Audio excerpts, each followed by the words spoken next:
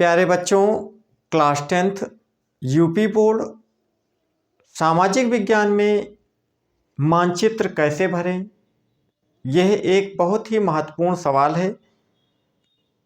काफ़ी बच्चों को इस विषय में पता तो होता है, किंतु उसका सही प्रकार से अंकन ना कर पाने के कारण भी उनके अंक कट जाते हैं।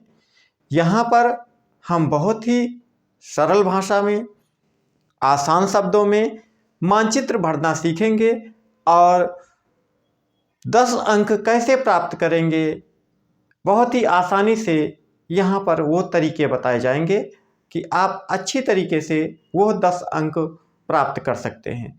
इसके अंतर्गत 5 अंक इतिहास विषय से होते हैं और 5 अंक भूगोल विषय से होते हैं। तो पहले हम 5 अंक इतिहास विषय से जो प्रश्न होते हैं उनके 5 क्वेश्चन होते हैं और उन 5 क्वेश्चनों का उत्तर अपनी उत्तर पुस्तिका में मैप के साथ किस प्रकार से लगाएंगे। तो आइए देखते हैं। सबसे पहले हम इसके प्रश्न को पढ़ते हैं। निम्नलिखित स्थानों को भारत के दिए गए रेखा मानचित्र में, आपको भारत का मानचित्र मिलेगा। यहाँ पर मानचित्र मैंने बनाया है, लेकिन वहाँ पर आपको बना बनाया मिलेगा। मानचित्र में इस चिन्ह द्वारा, ये चिन्ह दिया गया है, द्वारा नाम सहित दर्शाना है। आपको नाम सहित जो नाम पूछा जाए उसका नाम वहाँ पर बताना है, दिखाना है। सही नाम तथा सही अंकन के लिए, सही नाम के लिए आपको 1/2 अंक मिलेंगे और सही अंकन करने के लिए उसके लिए भी 1/2 अंक आपको मिलेंगे। इस प्रकार संपूर्ण प्रश्न में, एक प्रश्न में 1 अंक आपको मिलेगा।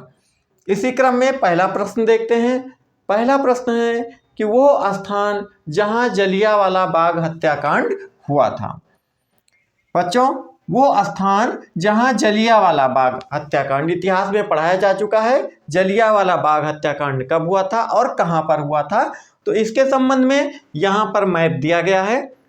इस मानचित्र में आपको वो स्थान बताना है कि जलियांवाला बाग। हाँ, कुछ बच्चे हमारे उत्तर दे रहे हैं, बहुत अच्छी बात है।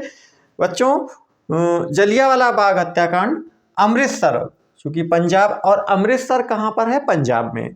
तो पंजाब में यहाँ पर हम ये सबसे पहले जिस प्रकार से चिन्ह बनाया गया है इस तरह से हम चिन्ह बना देंगे। और यहाँ पर चूँकि हम फर्स्ट का उत्तर दे रहे हैं तो यहाँ पर हम लिख देंगे अमृतसर। अमृतसर।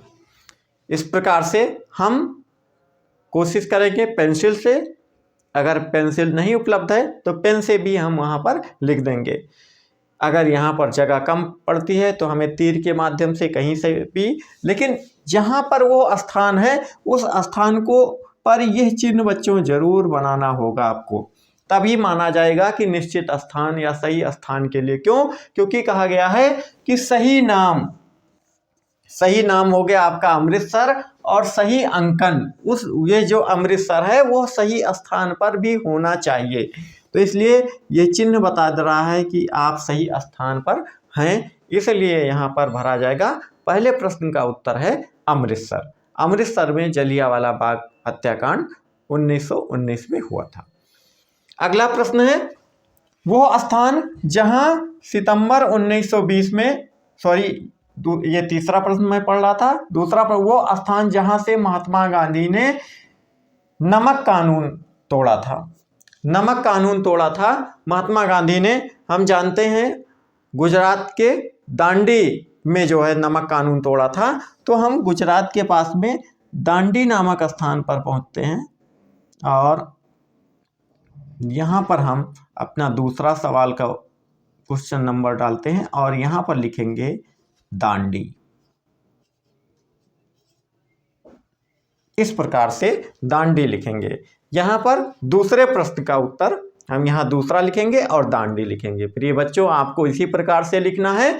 कुछ बच्चे कॉपी पर लिख देते हैं, कॉपी पर आपको नहीं लिखना है। इसके उत्तर कॉपी पर नहीं लिखना है, क्योंकि सीधा सीधा साफ साफ लिखा गया है कि मानचित्र में इस चिन्ह के द्वारा दर्शाइए और सही नाम तथा सही अंकन सही नाम के लिए, सही अंकन के लिए आपको 1/2 प्लस 1/2 अर्थात 1 अंक दिए जाते हैं।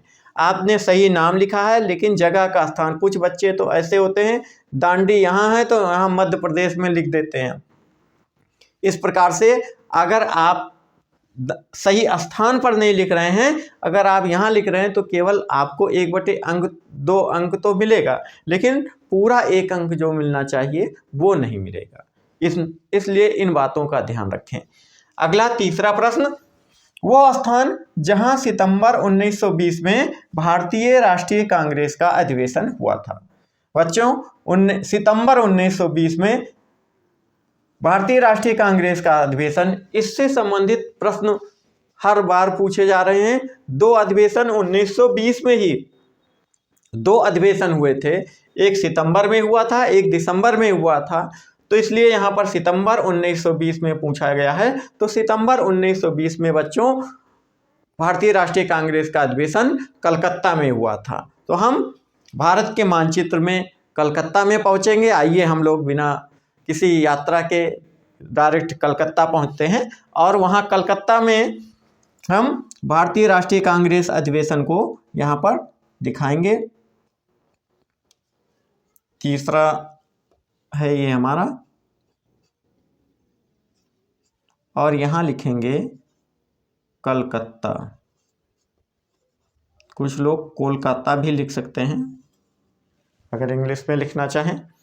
कलकत्ता या कोलकाता जो भी है, कोई भी लिख सकते हैं। तो इस प्रकार से पहला अमृतसर, दूसरा दांडी और तीसरा कलकत्ता। यहाँ पर ये हमें इस प्रकार का चिन्ह अंकन करना है। तो 3 प्रश्न का उत्तर हमने अपने मैप में बहुत ही आसानी से, बहुत ही सरलतापूर्वक दिया है और आपको भी इसी प्रकार से लिखना है। चौथा प्रश्न है, वो स्थान जहां पूर्ण स्वराज की मांग का प्रस्ताव पारित हुआ था। बच्चों, बहुत ही महत्वपूर्ण क्वेश्चन होता है। ज़्यादातर परीक्षाओं में यह क्वेश्चन आया हुआ होता है कि वो स्थान जहां पूर्ण स्वराज की मांग का प्रस्ताव पारित हुआ था। पूर्ण स्वराज मांग का प्रस्ताव 1929 में बच्चों लाहौर से, हाँ कुछ बच्चे उत्तर दे रहे हैं, बहुत अच्छी बात है, लाहौर से इसका प्रस्ताव पारित हुआ था। तो यहाँ पर हम लाहौर पर चलेंगे। लाहौर भी उस समय भारत 1929 में पाकिस्तान, वर्तमान समय में लाहौर पाकिस्तान में है, जबकि उस समय भारत का ही अंग हुआ था। तो हम लाहौर में, यहाँ पंजाब के पास में ही है, और हम रावी नदी के किनारे हुआ था। तो रावी नदी के किनारे यहाँ पर 4th नंबर का क्वेश्चन है और यहाँ पर हम इस तरीके से लाहौर लिखेंगे, लाहौर। इस प्रकार से ये चौथा नंबर हो गया कि जहां पर पूर्ण स्वराज की मांग का प्रस्ताव पारित हुआ था। इसी प्रकार 5वां क्वेश्चन है, वो स्थान जहां सूती मिल श्रमिकों ने सत्याग्रह किया था।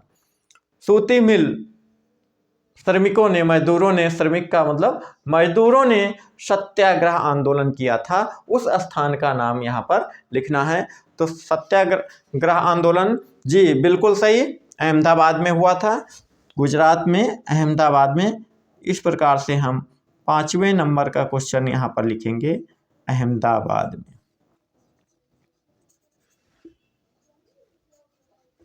अहमदाबाद